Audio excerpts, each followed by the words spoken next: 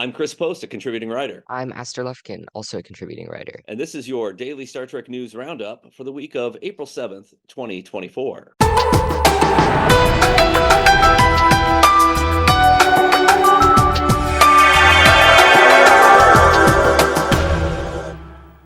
It was kind of a week in Star Trek news. Little bits and pieces of things. I think Paramount is starting to get into promotion mode now that they have some things actually for people to watch. It was kind of a downtime. They didn't really have their stars out in the media world very much, but we did see some things happening this week. One of the first things that we had was there's a group of Star Trek actors. I guess not just actors, but also some people in the behind the scenes that they participate every year in an event called Purple Stride, which is um, to fight pancreatic cancer. And I didn't realize until last year when the event happened last year how many people in the Star Trek universe had people close to them affected by pancreatic cancer. But it's quite a bit. There's a number of them. So Armin Shimmerman is the I think one of the big ones who really kind of got it going with his wife Kitty Swink, and so they've been doing it for a while, and they've been joined by John Billingsley and Jonathan Frakes, who were part of the team last year, and now this year they're joined up by Juan Carlos Coto, who is an executive producer behind ABC's series 911. And so you might be like, well, why are they partnering with a guy from 911? That's not Star Trek. But it's because his brother was a producer of Star Trek shows, and he tragically did die of pancreatic cancer. So that's an event that happens every year in April. And so if anybody watching wants to participate in that, you can help with fundraising efforts there by going to www.purplestride.org/Team Trek. And now something that goes along with that is there's going to be a live stream, excuse me, a live stream of some Star Trek players or Star Trek actors playing Dungeons and Dragons. And Aster, you wrote that story. So what can you tell us about that? Yeah, so it basically a bunch of Trek actors are going to be playing Dungeons and Dragons. It's I don't have the list in front of me, but I know Will Wheaton is there, Jonathan Frakes, the person who plays Raffi, and I'm now forgetting her name. Michelle Hurd, that's her name, and some other actors plus one non-Star Trek actor who's just really into D&D, and um the guy who plays Shaw, Captain Shaw is the DM. I'm really bad with names. So it seems like I need to get better at this. But the Yeah, guy, no, I he's understand. I'm bad with names too. Um, so yeah, Todd Stashwick yes, Todd is Satcher. He is the dungeon master. And they're playing a pre-written D&D campaign, so it's not Star Trek themed or anything. It's pure hard fantasy, like the full Dungeons and Dragons. And one thing that's really interesting, so this whole campaign is raising money for cancer research. And so according to like every report I've seen on it, it's specifically for pancreatic cancer, but the charity they're donating to looks like it's a child cancer, um, okay. like children's cancer charity. So I'm unclear as to whether or not it's for pancreatic cancer or for children's cancer research. Um, it's still cancer research and it's still a great cause. So, um, Well, I know. I don't remember the relation, but Jonathan Frakes, I think it was I want to say it was his brother, but I'm not entirely sure on that. But it was somebody he was related to. The cancer that they had was pancreatic cancer, mhm, and so that's why he got involved with the Purple Stride yeah. with Kitty and Armin. So that may be where that's coming from. Now, interestingly. it's not the first time though that Star Trek actors have live streamed themselves playing Dungeons and Dragons. So the Discovery crew used to do it. I Yeah. don't think they do it anymore, No, they but stopped. I watched that whole campaign. It was very yeah, good. I yeah. highly So, recommend going back and watching it. yeah. So that was Mary Wiseman's I guess ex-husband. Now they divorced in 2023. But it was Noah Averbach Katz who played Ren, the Andorian with no antenna in Discovery. He was a big part behind that, and so. Yeah. Um, but yeah, so I didn't watch the entire campaign, but I did watch some of it. And so it's interesting. I can have mixed feelings about watching people play games. Yeah, I do as well. I watched Disco Plays D&D because it was COVID and I had nothing better to do. And I think I'm going to watch this campaign purely because one thing that's really interesting about it that I haven't gotten to yet is they auctioned off a seat at the table for a Star Trek fan. So it's going to be all these actors and one Star Trek fan I'm sorry. playing. So I'm really curious as to how that's going to go. Um, and I'm personally like I heard that and I was like, what? That's kind of weird. Like, are they doing a background check? Does this person have good Wi-Fi? Because it's live streamed. Like, I'm just like I'm a bit concerned. But I'm Yeah. gonna watch it, see how it goes. Uh, we don't know who Yeah. the person was yet, but they got the seat for over $7,000, Whew. which is yeah. All the money is going to cancer research, but that is a lot of money. So they Yeah. must really want to play Dungeons and I Dragons. guess. I guess. I uh I donated, I can't remember the charity it was now, but I did donate money to a charity one time, and it was like every dollar you donated got you a raffle ticket basically to go play Dungeons and Dragons with Manganiello. And I didn't win, so I didn't get to go play Dungeons and Dragons with Joe. It's But probably because someone donated $7,000 and got 7,000 raffle tickets. yeah, I think I donated 20. So so I helped out a good cause. I don't remember what the cause was, but it seemed like a good cause at the time. And I did not win. But I've heard, it's crazy how many celebrities play Dungeons and Dragons or have played Dungeons and Dragons. And so um but it's weird. Like I like to play Dungeons and Dragons, but watching other people play it is entertaining, but I can't like get into it for like a whole season. It's hard. It's hard for me to do that. So, Mhm. but it's cool. It's cool that they're doing it for cancer research, and it's cool that they raised at least Yeah. $7,000 already, and it's going to a good cause. Pancreatic cancer, of course, it's one of the bad ones. It's not like there's a good cancer, but it is one of the ones with the lower survival rate. Yeah, I got a good cancer. It was, but um, it does have a low survival rate when you look at the survival 5 years after diagnosis. And so, if they can pump some money into that and get those numbers up, um, then that's really great. And so, um, yeah, so for a good cause. So you can check that out as well. Um, then the next item that we had uh, this week in the news was there's a new company. So for years and years and years, the Nielsen company was the king of television ratings. If you wanted to look at television ratings numbers and have reasonable assurance that they were accurate and good, you went to Nielsen.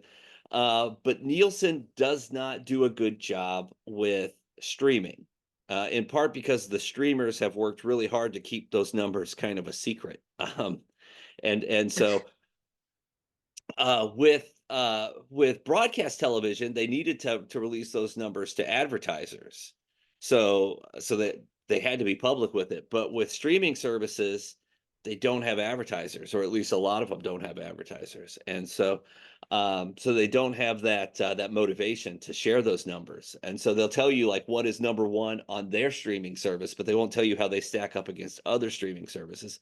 So there is a new company out called T Vision, and they have come up with a way. um, to try to get around some of this. It's they're doing it the way that Nielsen originally used to do it, and that's with volunteers record providing information about what they're watching, and so um, and that's when Nielsen did it for a long time, but there were only three television networks then, so it was a lot easier to keep track of things. Now that there are hundreds of networks with cable, it's a lot harder to do. Uh, but so the reason that we're talking about T-Vision isn't because they're new and cool and doing things, but it's because in their ratings for the first week of April, they put uh, Star Trek Discovery at number one. So it looks like at least initially fans like Discovery. Now, I know in the Star Trek fan community, Discovery has probably been the most divisive show since since Enterprise. As far as like it or hate it. With I think I think there was this perception that it people hated it. I actually saw an opinion piece, and the headline said Star Trek's most hated show should be considered an alternate timeline, and they were talking about Yeah, Discovery. yeah, I saw And, that. That was the I I don't even know. but this would seem to indicate that maybe it's not Star Trek's most hated show because it got really good ratings. It unseated a show from Apple TV, um, the name of which escapes me real quick. Oh, Palm Royale from Apple TV had been in first place for weeks and weeks and weeks, and so then Discovery comes along and bumps it out of the top spot. I can't imagine that a show by the fifth season, if you hate a show, you're not watching it anymore.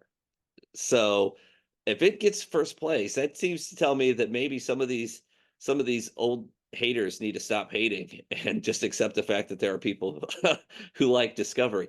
And so, Aster, I know you have said on the record that Discovery is your favorite track. Yeah, yeah, So does it surprise you that Discovery gets first place, or do you feel vindicated?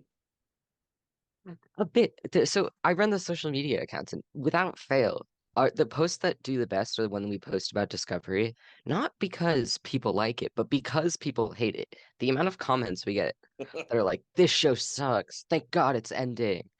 And like just like brutal. These posts do amazing, right? Like, it's because we. So I mean, like part of me, I don't do it, but I really want to. I want to go and like delete the Discovery hate comments, but I'm like part of me is like I run the social media account, I can censor it. And I'm like, no, I'm not going to censor them. And like I guess they're doing us a service because they're boosting our posts. Yeah, So yeah, I mean, absolutely. I I think probably what happens is the Discovery haters are just very vocal about hating Discovery, and thus it's a hated show. And it does, I think on Amazon it has like some of the worst reviews for Star Trek. Because if you look on, that's what I watch Star Trek on Amazon. If you go and like look at the ratings, they're all like 5 stars, 4 stars, and Discovery's like three, like 2.5 stars. Yeah, So, so I, but I that's for the wonder. first couple seasons. Yeah, Well, I didn't like the first couple seasons myself, to be full disclosure. But I wonder if some of that yeah. is, like you said, the people who don't like Discovery really don't like Discovery. And so I wonder if some of those bad reviews are what they call review bombing, where it's like a concerted Mhm. effort. Because sometimes, like you'll see shows and movies get terrible ratings from Rotten Tomatoes is where it happens a lot. And so Rotten Tomatoes has two scores, critic score and audience score, and it'll have terrible audience score before it's even available to the general public, where like only film critics have seen it at this point, but audiences have already decided that they hate it. So I wonder if Discovery suffers from that. But we'll be talking about the most recent episode of Discovery at the tail end of the show. So we'll get into the quality of this season and whether or not that it merits that top spot uh, a little bit later. Uh, but moving on, one other discovery related thing that was in the news this week was Mary Wiseman. And so Mary Wiseman was doing some publicity, and she was being interviewed by Cinema Blend, and they pressed her on Starfleet Academy and asked her if she was going to be involved, to which she got very cagey. And so um, it was not a denial. It was basically, hey, I thought we were friends. Why are you asking me these questions? Was basically so. She said, so her quote, the interviewer's name was Matt, and so she says, "Man, don't try to get me. Don't you try to get me. We can be friends or we can be enemies." So, I love Mary Wiseman. She's the best. so um, to me, that's a yes. So, I mean, I've been a journalist a long time, and so so you pick up on clues, and so um, if somebody is going to be involved in a show, they can't talk about it. If somebody's not going to be involved in a show, they could say, "Man, I wish I was," but they didn't. It didn't happen. So so when she says, "Don't try to get me. Don't try to, don't go there," that means that yeah, in my mind, she has a contract, and but she's in an NDA right now. Um, so I think I know that it's been one of my hopes, and I know for sure that it's been one of yours, that Mary Wiseman is going to be in the Starfleet Academy show, and so that is one that has been confirmed. It is greenlit. It is moving forward, but we don't have a whole lot of details other than that. I know the speculation has been that it's going to be set in the furthest forward timeline, and that Lieutenant Tilly is going to be making that transition from Discovery crew member to Starfleet instructor, and we're already seeing that transition happening in the early episodes of season 3, without getting too far into spoiler territory. And so we are seeing that happen. And so I, for one, am excited to see it. Um, when uh, when I met Tilly in season 1, I was not a fan. Her kind of chatterbox personality, that nervous energy. People like that tend to give me well, they don't give me, but they aggravate my anxiety. Like, I already have the anxiety, but they make it worse. So Yeah. um but over time, as she has kind of found her footing a little bit, and had gotten a little bit more assertive, and uh, found a focus for some of that nervous energy, I have really grown to enjoy the character. Really, I think the turning point for me was Mirror Universe, when Ensign Tilly had to pretend to be Captain Killy, and she kind of found her groove, I think. So what do you think? I mean, I love Tilly. I've always loved Tilly. I love that sort of over-caffeinated, nervous energy like trope of a character. And so I thought she was really fun from like the first episode where she's rooming with Burnham, and she's like, "What's your name?" And she's like, "Michael." And then Tilly goes, "Ha ha ha, the only female Michael I know is the mutineer." And like there's like this moment of silence, and then she's like, "Wait." So So yeah, that was a good moment. That yeah, was excellently scripted and yeah, perfectly acted. But yeah, like I said, though, that nervous yeah, energy kind of wore on me yes, a little bit. yeah. But I okay, see so it. what do you think about her Yeah. transition, though? I think it's really good. It's like she's maturing is what's happening, and she's like growing into like herself as a person and her potential as a captain. And I think she's a great teacher, and like I would want her to be my teacher. She seems so fun. And so I She wants to yeah, so strand cadets on ice planets, though. No, but for the experience. And plus, I'd be a good cadet, so she wouldn't strand me on an ice planet. Just everyone else. Yeah.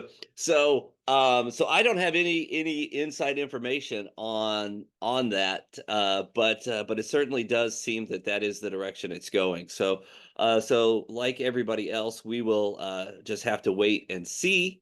But it it it certainly appears to be headed in the right direction. So hopefully we'll get an official announcement on that at some point in the future.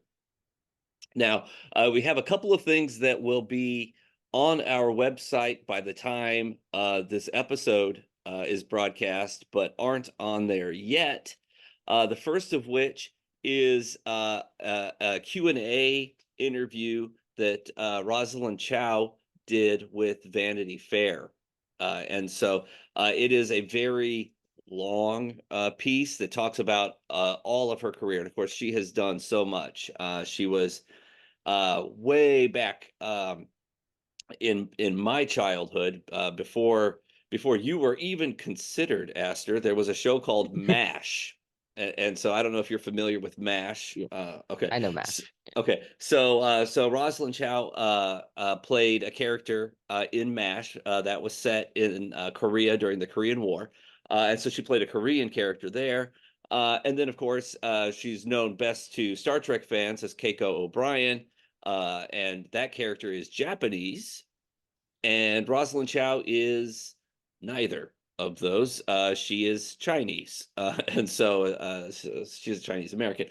And so that was one of the interesting takeaways that I found in there, was that she was talking about how limited opportunities are for Asian actors.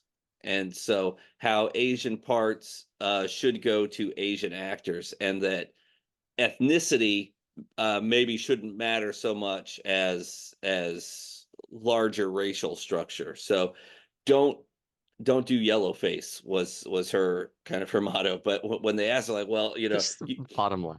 yeah, but they said, well, you're not Korean, but you played Koreans, and you're not Japanese, but you've played Japanese. And she said, look, there's only so many Asian actors, and there's only so many Asian parts, so let's try to line those up as best we can. Uh, and that was an interesting thing, because it reminded me of something another actor had said, who I don't believe has ever appeared in Star Trek, but he's a Native American actor named Wes Studi, and he's been in a ton of things. In the 1990s, there were a lot of movies that featured Native American characters, and Wes Studi was in just about all of them. He was in Dances with Wolves, Last of the Mohicans. He played Geronimo. And so one of the things that he talked about was uh, he is obviously he is from a tribe, and I don't remember what that tribe is, but he's played Pawnee, and he's played Huron, and he's Mohawks, and all these other tribes. And he's like, look, there are 200 Native American actors registered with the Screen Actors Guild. So you're not going to be able necessarily to cast tribes specifically, and so I think that was an interesting thing. But also in the interview, Rosalind Chow, she talks about her time on Star Trek: The Next Generation and Deep Space Nine. Um, and from the way that she makes it sound, the, the time that she was on Next Generation was some of the most fun she's ever had as an actor. She talked about behind the scenes. She kind of rats out some of her co-stars, though. She said the funniest things, the hardest that she's ever laughed, was Jonathan Frakes and Brent Spiner making fun of Patrick Stewart behind the scenes. So that was an interesting one for me, because you don't you at least for me, I wouldn't think to make fun of Patrick Stewart. Of Sir Patrick Stewart. Sir Patrick Stewart. Exactly. But apparently when he in the first couple of seasons, um Patrick Stewart was kind of stiff with his co-stars.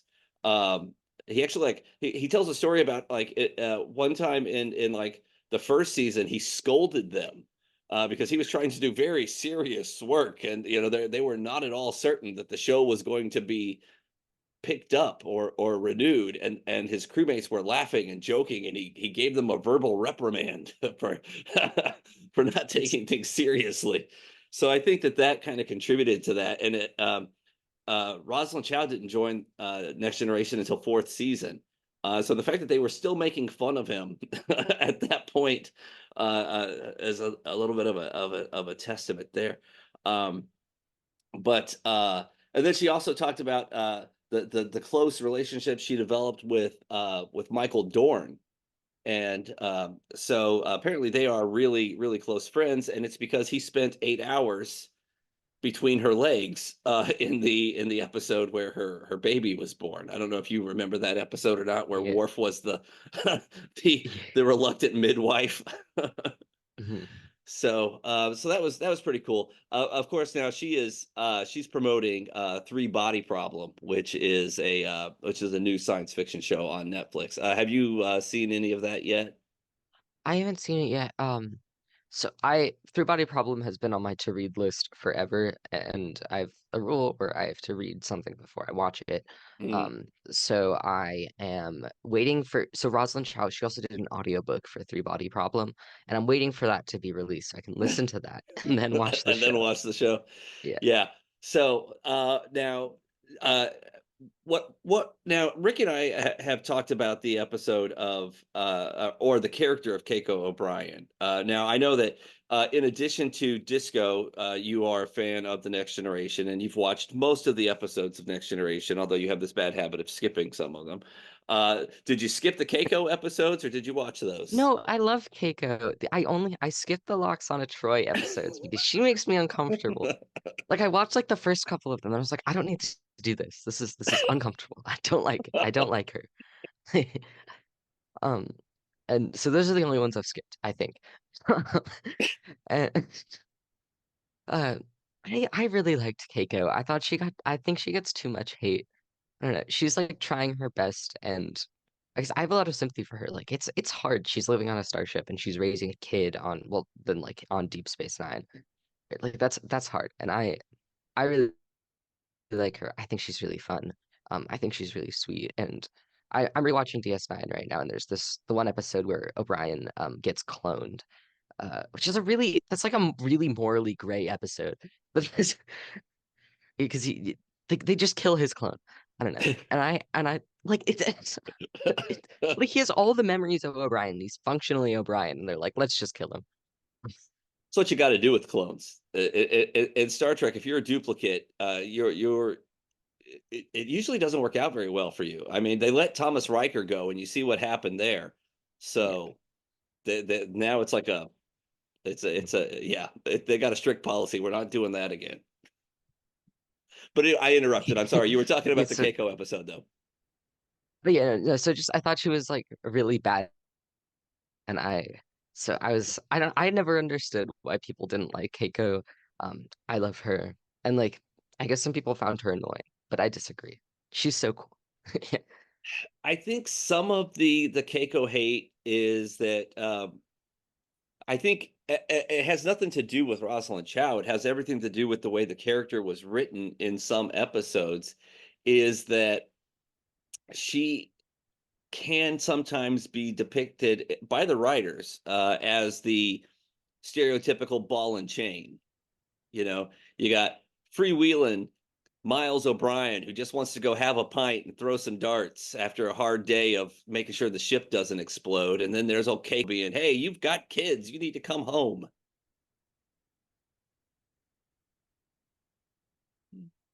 Hello, I'm back.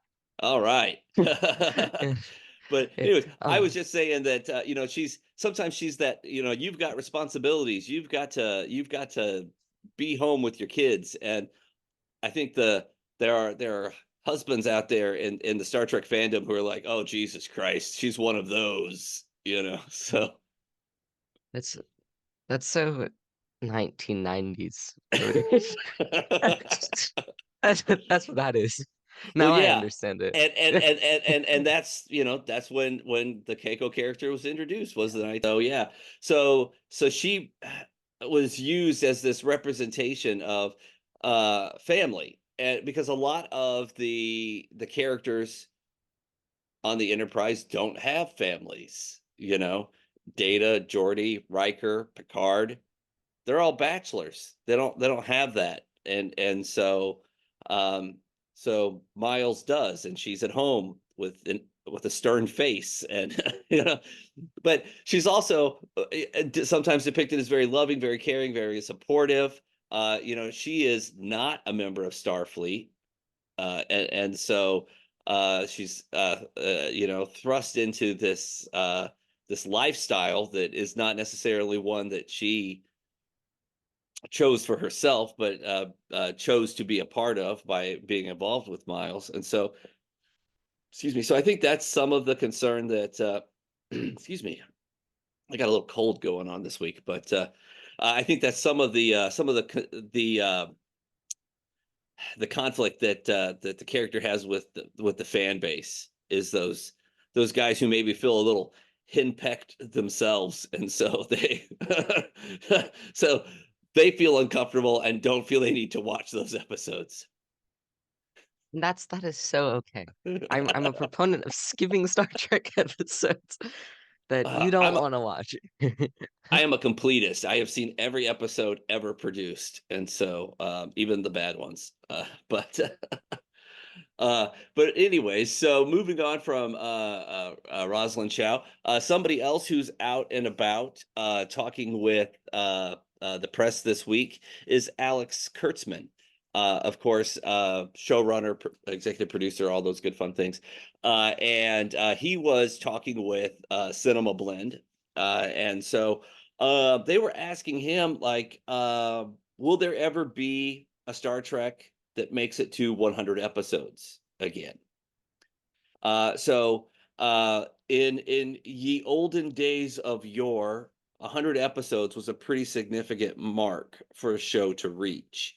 It usually happened at the end of the fourth season or the start of the fifth season, because shows were usually ordered in 24 or 26 episode seasons. So it's usually end of the fourth, start of the fifth. You get to 100 episodes, and when you get to 100 episodes, that meant your show could be syndicated, right? So shows were being produced by ABC, CBS, and NBC. When they got to 100 episodes, they could be syndicated out to the cable channels and all this sort of things.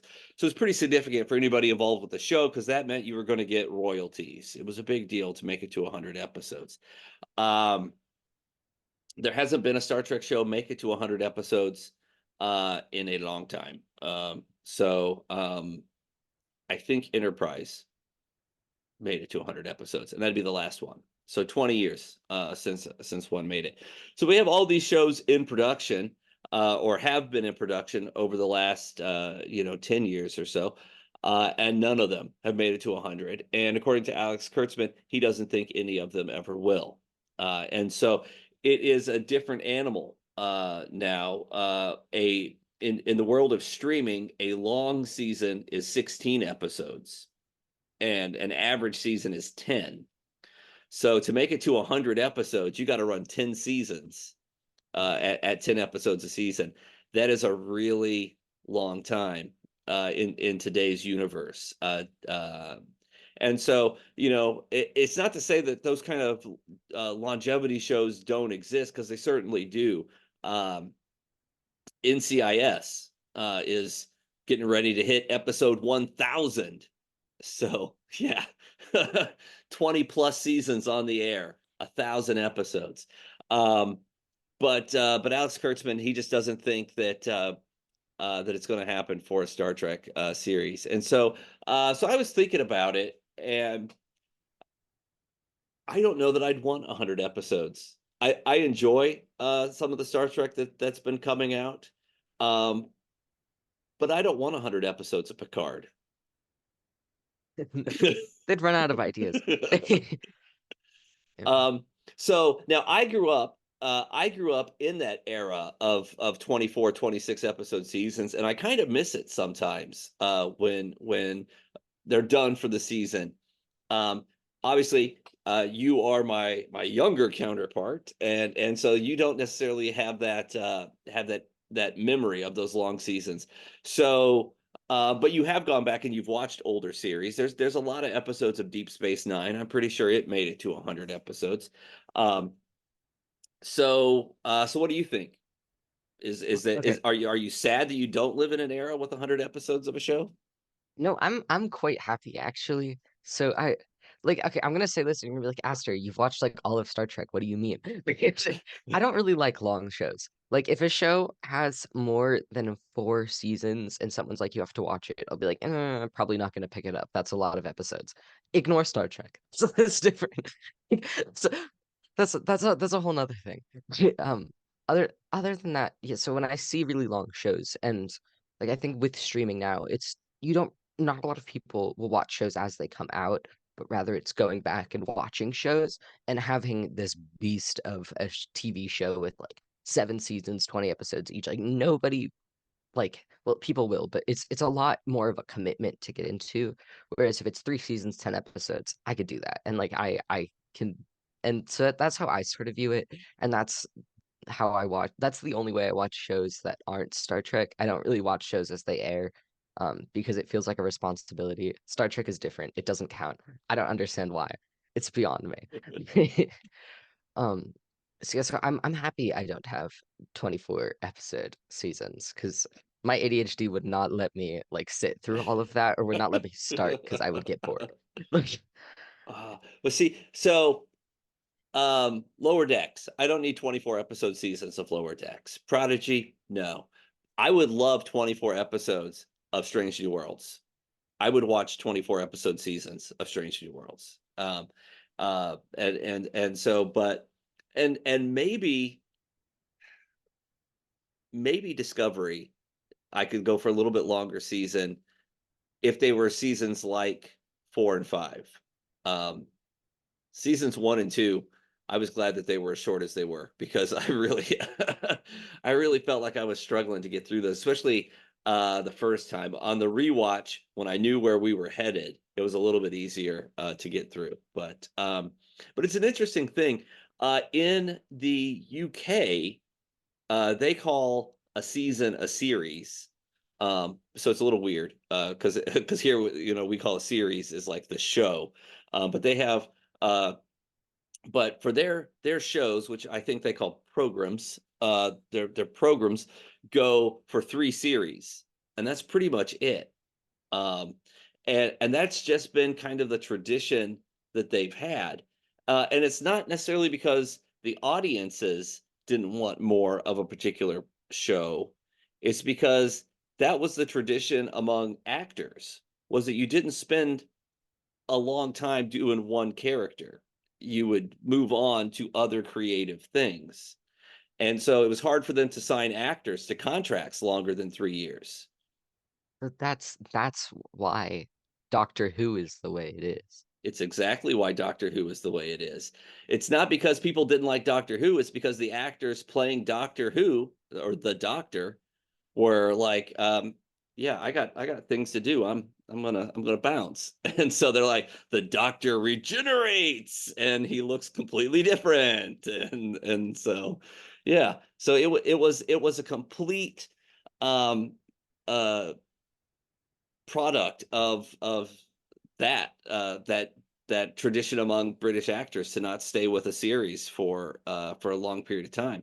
Um, and so if you look at British television shows, the complete series DVD is like 3 seasons, and that's what they that's their culture. That's how they do it. It's because the actors, they want to move on to other things, and that comes from, I think that probably comes from the stage, where you'll play a character in a production, and maybe you'll play it for a long run, but you don't play Hamlet forever, and so you move on to something else, and you flex your creativity in a different way.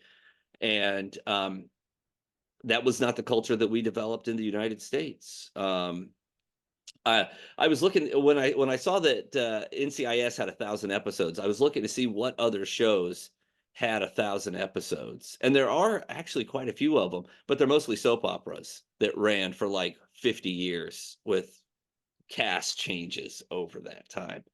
Um, so um, so yeah, so basically, one of the leading creative forces behind Star Trek doesn't think that there will be ever again a 100 episode Star Trek. He basically says that that's not the way that streaming works, and so unless you have a show that at some point in the future is created for broadcast, finds a traditional broadcast audience the same way that NCIS has, it's just not going to happen. It's not the way that streaming shows are produced.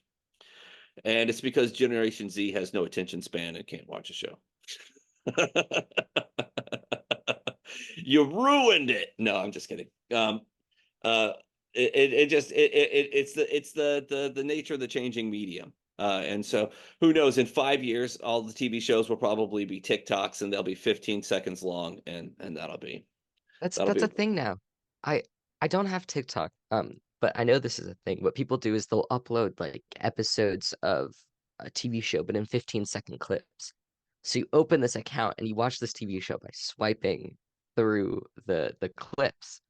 I mean, maybe it can be longer because I think you can get up to like 3 minutes. But yeah, but that's the gist of that's it. like the Yeah. thing. Yeah, Yeah. I don't know. I could see somebody like, okay, so what you're talking about is taking an existing thing and breaking it up into small segments. But I could see as the medium develops, and maybe it won't be TikTok because TikTok's going to get banned or whatever, but maybe it will be something that comes along short. I think short form video. I mean, when you look, every social media that's out there, TikTok, Twitter, Facebook, YouTube, they all um, they all accommodate short form video. So I could see uh, if I were a big production company and I wanted to reach audiences, I could see saying, "Hey, let's produce short form videos. Let's make shows that are, episodes that are 3 minutes long." It's like in literary, it's called flash fiction. It's these really short stories. They're self-contained. They have a beginning, middle, and end. All the parts that a regular story would have. They're just like 1,000 words or less. And so, if you could capture audience's attention for 3 minutes with a 3 minute narrative, I think it could be done. Probably it's not very cost effective, is why nobody's doing it yet. But I teach a class in media studies. My students are all Gen X. They're mostly freshmen, and we were talking about movies, and I asked who watches movies. One student out of 25 raised their hand. And I said, "Why don't you guys watch movies?" And they're like, "They take too long. I don't have time for that."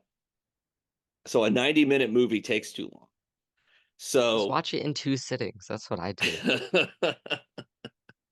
so so I think we may reach a point at some point where you're just not going to have viewership for long form content. At least not a significant audience for long form content. So they'll have to figure it out. I don't know. But anyways, don't expect it to be a Star Trek show running 100 episodes anytime in the near future. And I'm okay with that. Just keep making new stuff. I mean, especially when they have like 4 or 5 shows in production at one time.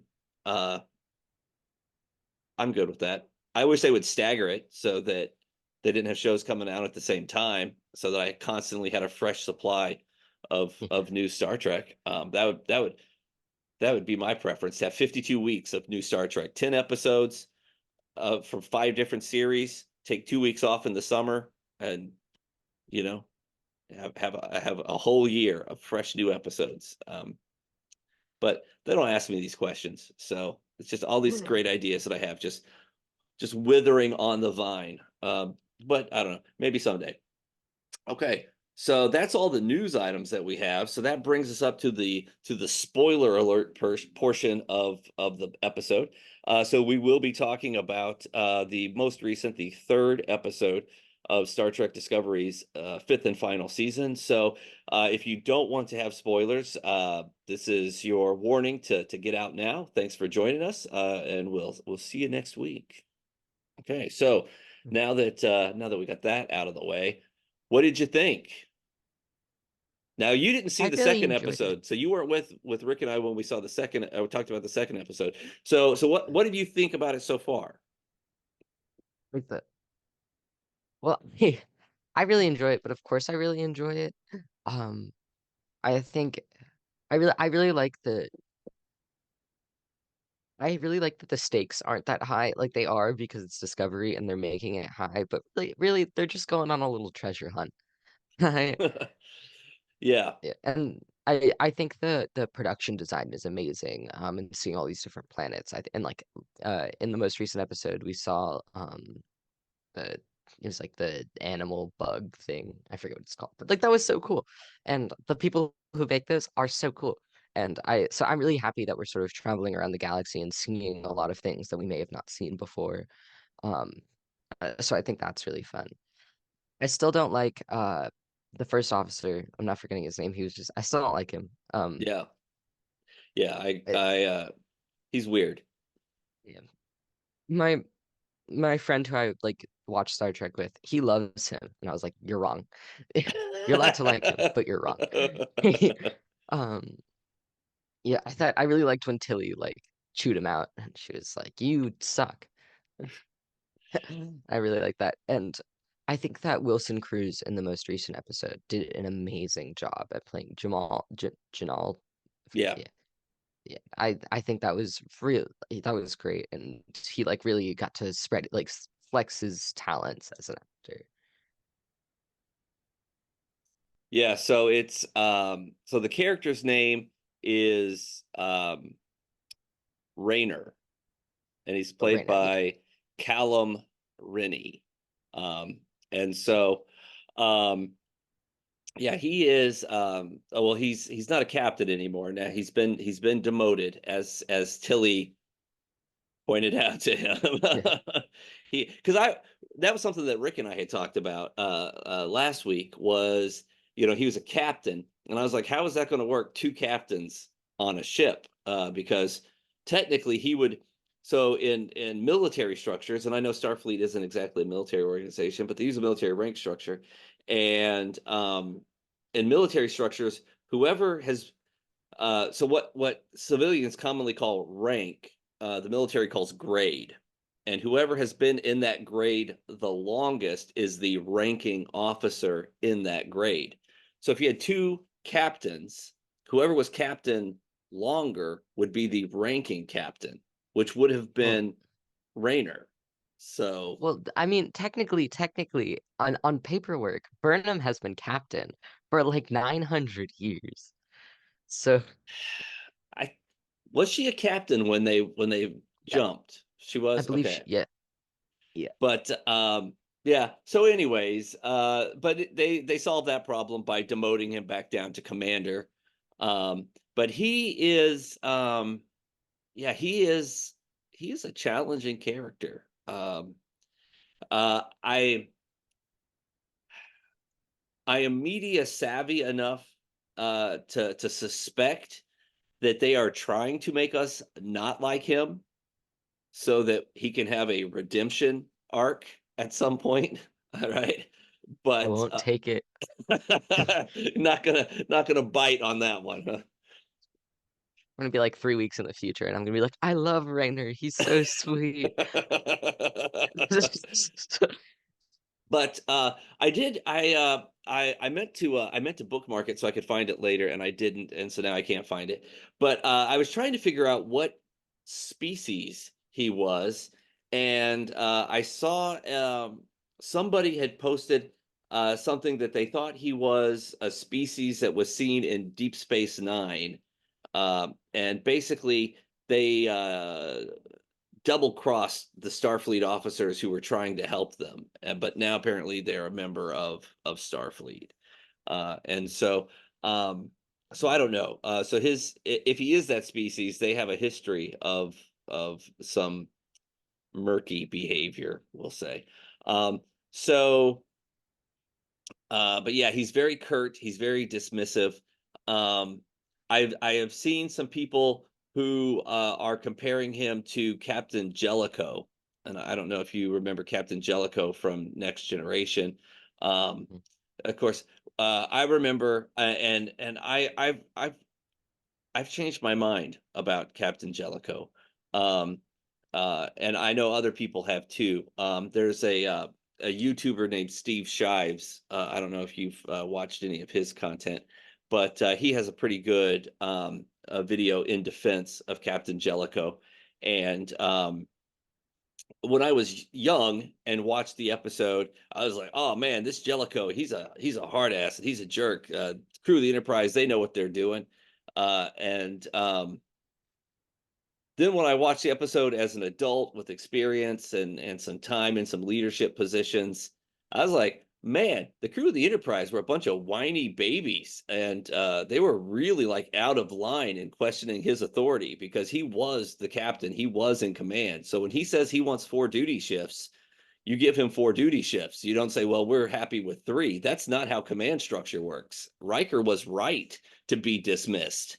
Like Jellicoe should have sent him to his room because Riker needed a timeout.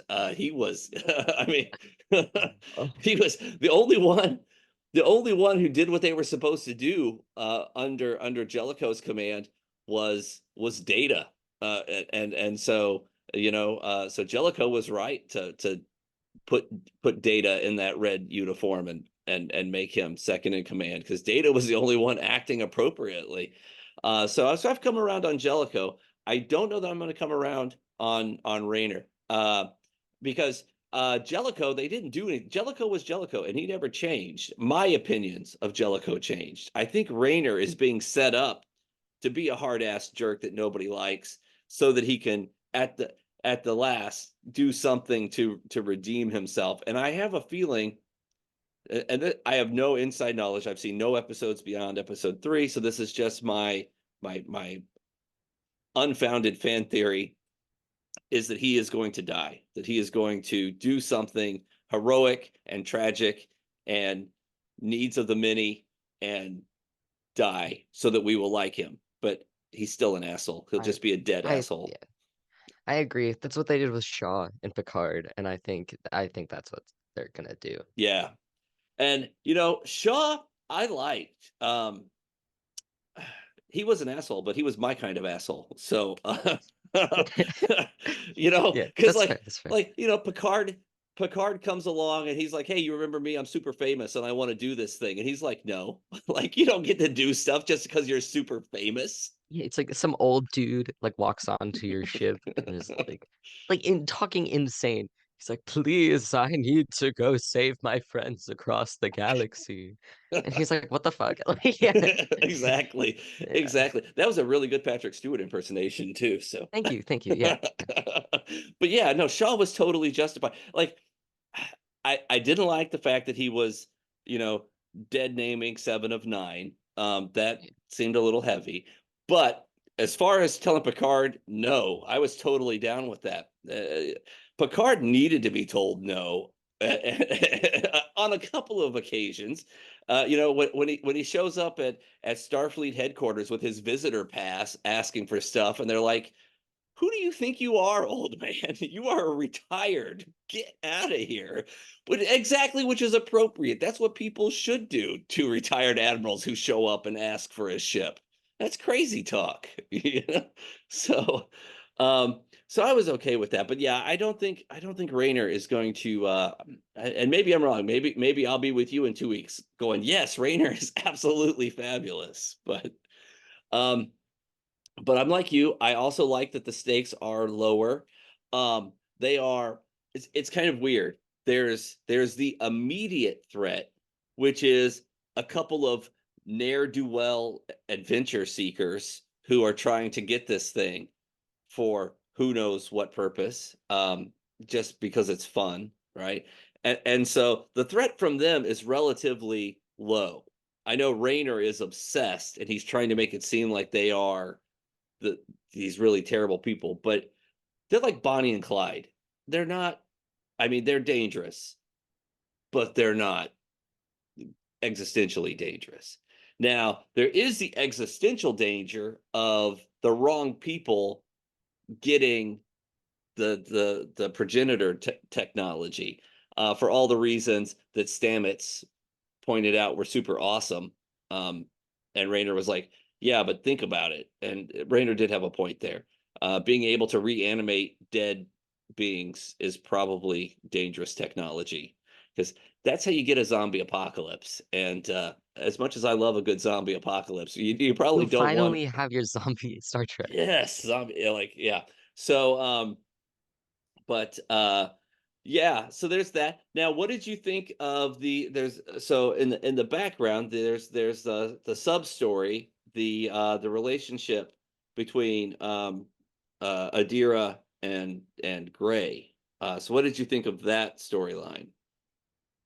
Oh, I so there so context for Adira and Gray's like so I when I watched that I was like this was only like 2 years ago, but it was like the first time I'd seen like a queer and trans couple like on TV. And so that and as someone who's queer and trans, that was like the biggest deal in the world for me. And so I was sad to see them go. Um, but I think it's like I understand it's for the best for both of them, but I'm still sad that they're breaking up. But I hope this isn't the last we see of Gray and Ian Alexander, because Ian Alexander is one of my favorite actors, and I'd love to see him more in Star Trek.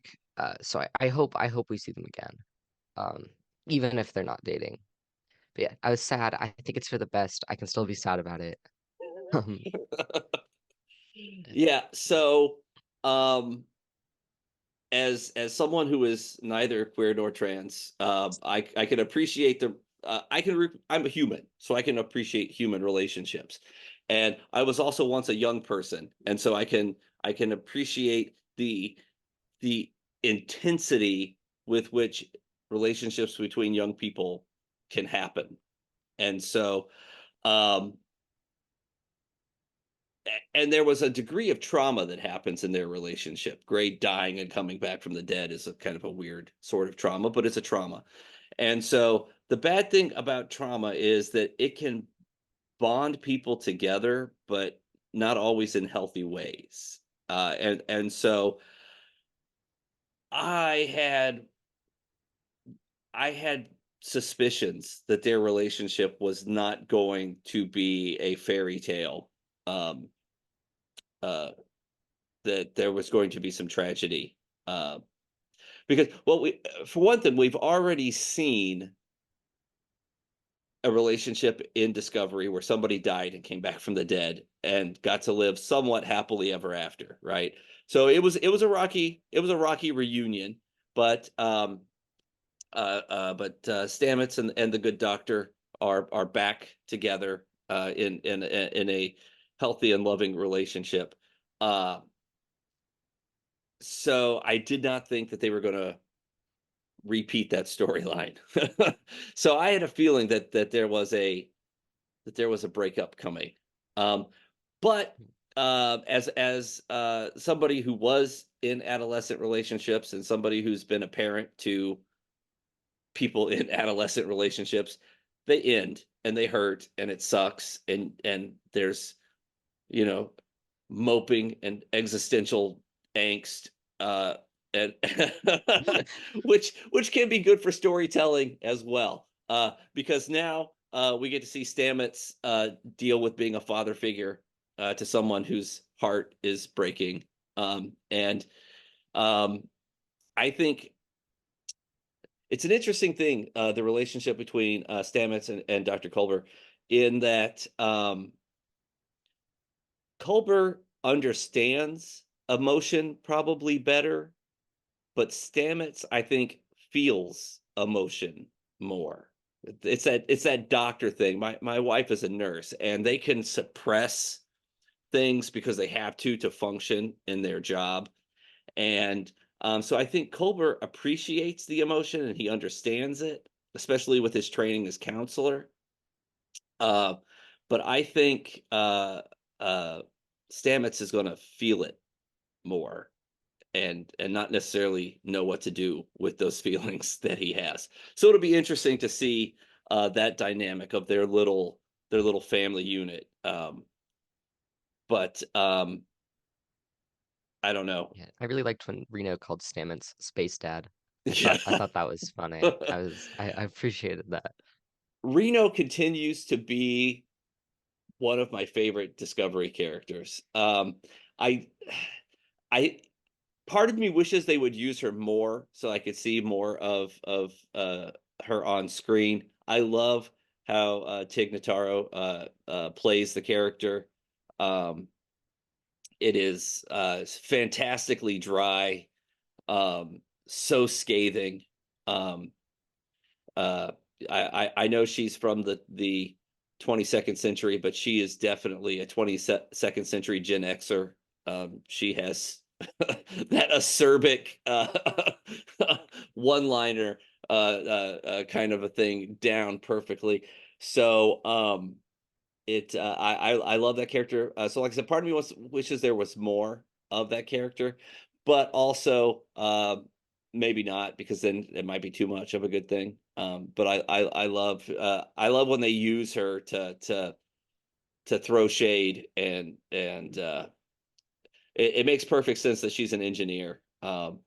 So, but um, but yeah, so I thought that was an interesting subplot. Um, I'm also a little curious to see where they go with the Booker and Michael um, relationship. Um, season four kind of split it, because Book went so far off the deep end, um, which is funny because Michael always goes to extremes. But when you have two people who go to extremes, it's really hard sometimes for them to be in a relationship together. So I have a feeling that we'll see Book and Michael together in a more formalized relationship. But there's also another relationship. So there is, and the character's name escapes me, but the Vulcan president and Saru. Sure. Charina. Yeah, Tarina. So so what do you think about that romance? I think it's sweet. It's very wholesome, I think. Like I like it. It feels like a like I it feels like a very healthy relationship. Like they're very good at communicating with each other, and every time they're together, I'm like, oh wow, they're so cute. They're so happy. Like it's just like all the other relationships in the show, I feel like are very complicated. Like, and well, not Stamets and Colbert. We don't actually see a lot of them on the screen together.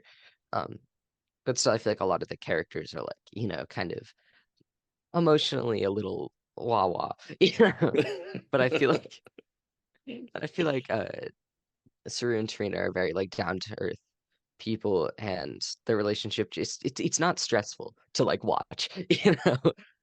They're they like they love each other and they know that and they support each other and like that's it. And I think that I like that, and it's a breath of fresh air from like everything else that's happening in Discovery.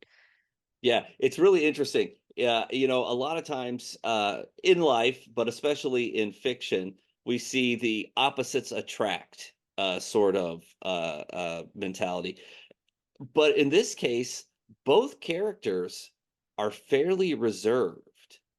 Of course, Vulcans are by culture reserved, and Saru certainly has developed that way. Early Saru was, of course, always afraid, uh, uh, very timid, nervous, even.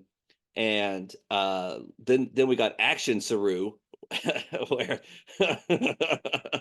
and I think what we're finding now is that Saru is finding a balance between nervous Saru and action Saru, and he's kind of found a calm center.